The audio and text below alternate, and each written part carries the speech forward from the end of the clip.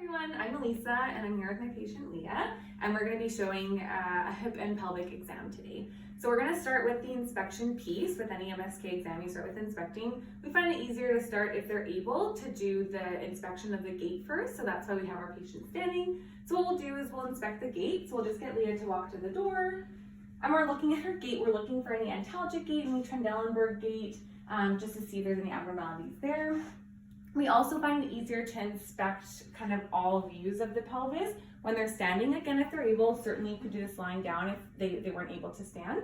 So you're going to inspect and you're looking for the seeds, which is that swelling, erythema, any atrophy, alignment, asymmetry, looking for any deformities and any skin changes. And you're doing that anteriorly, you're going to do that laterally, and then you're going to do that posteriorly as well. Once you've done your inspection piece, it's likely easier to just transition them to the exam table to do the remainder of the exam. So we've moved to the exam table for the palpation piece.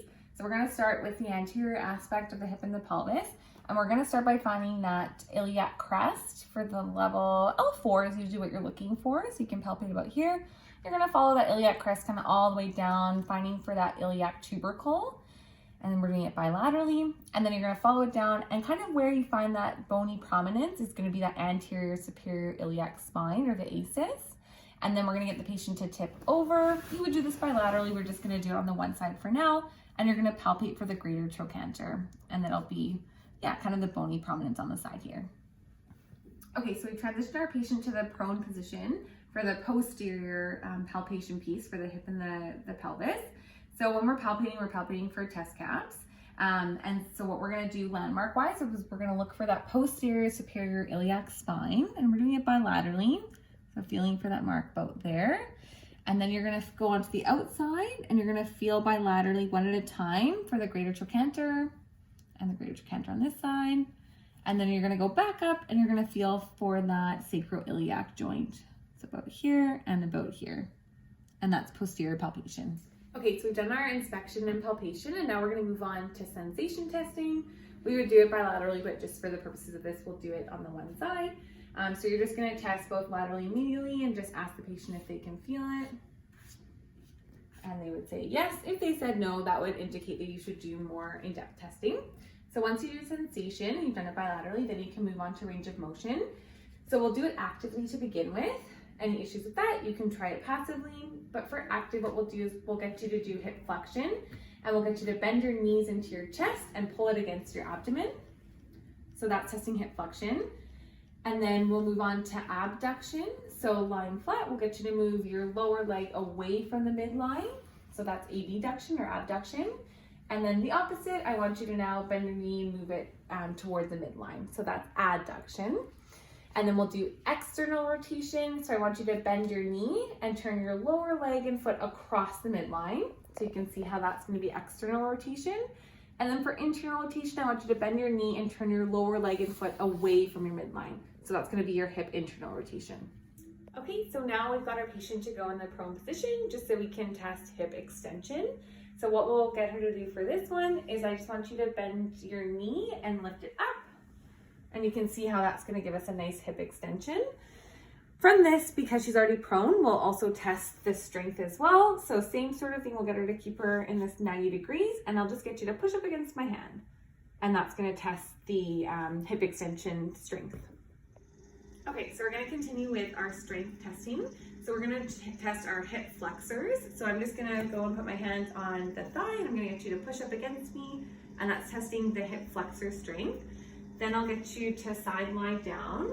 So if you want to lie on your side, and then push down on the lateral aspect and get them to push up against you. And that's testing those hip adductors or abductors, abductors. And then I'll get you to lie on your back.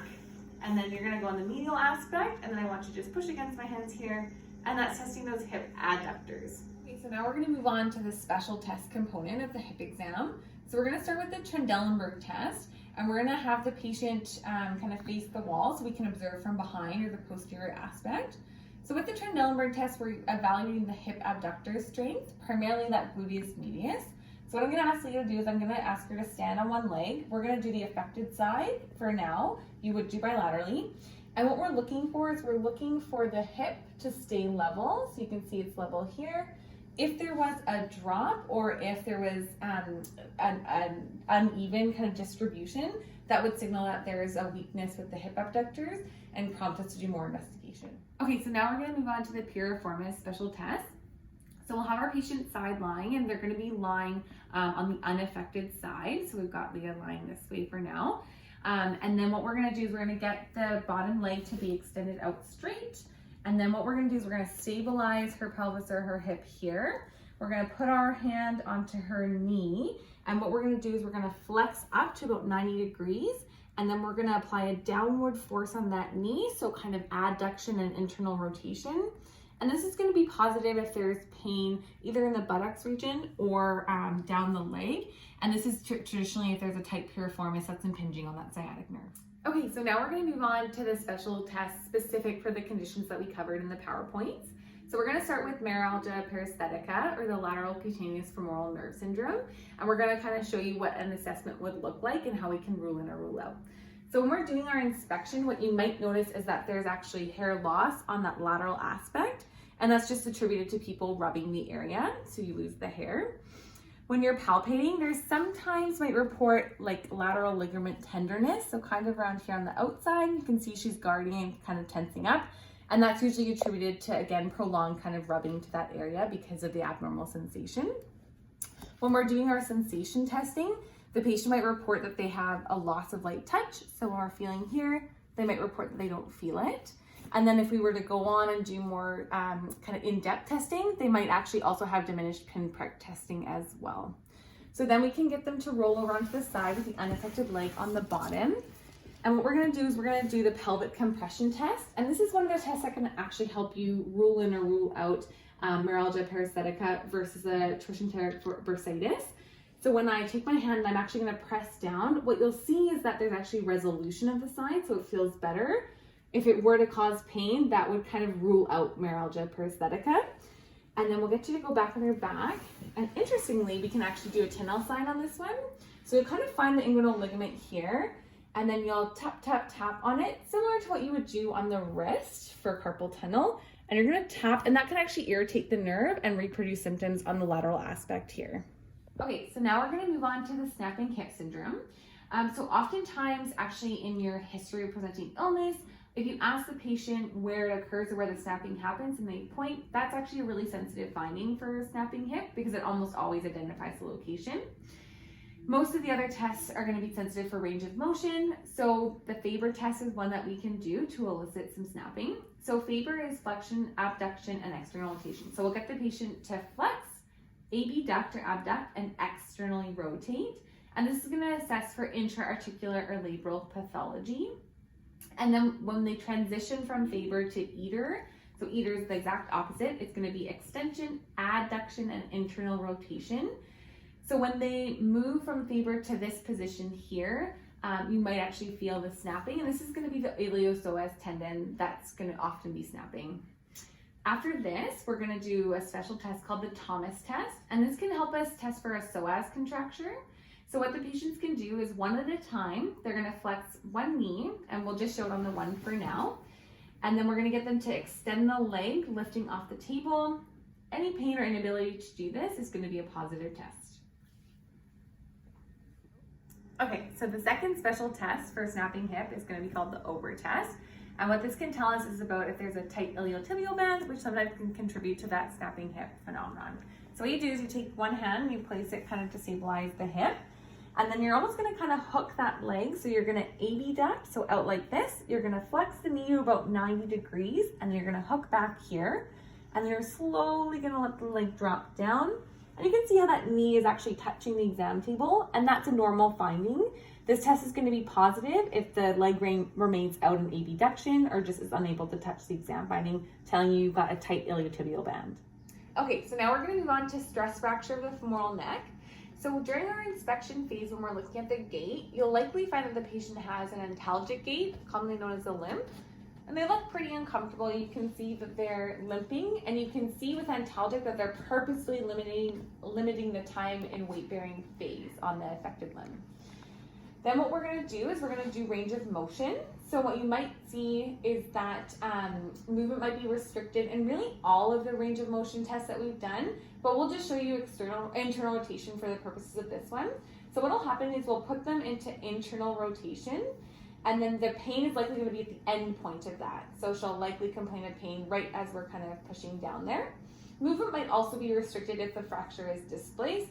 So if we're trying to do internal rotation, we might find we actually can't get it all the way down. One of the special tests that we can do for a stress fracture is a hop test. Just like it sounds, we're going to get the patient to hop on the affected leg. The pain is going to be localized to the thigh and not to the groin area. Okay, so the final special test for a stress fracture of the femoral neck is going to be called the fulcrum test. It's kind of like it sounds. We're going to be making a fulcrum on the leg. So on the affected side, what we'll do is we'll lift up and we'll put our arm underneath, and you can see how it kind of makes like a lever. And then what we'll do is we'll push down on that leg, and what we're trying to do is we're trying to elicit a painful response. If we can't get one, what we might have to do is just move up that lever, that fulcrum a little higher, a little bit more proximal to the patient, and push down again to try and elicit pain where the patient reported. Okay, so now we're going to move on to trochanteric bursitis. So in this exam, with the palpation piece of things, when you're palpating, you're likely going to see pain right over where the bursa is, so right about here on the lateral side. That'll elicit pain. With range of motion, you're probably going to see pain with extremes of abduction, abduction, and internal rotation, and so those will elicit pain.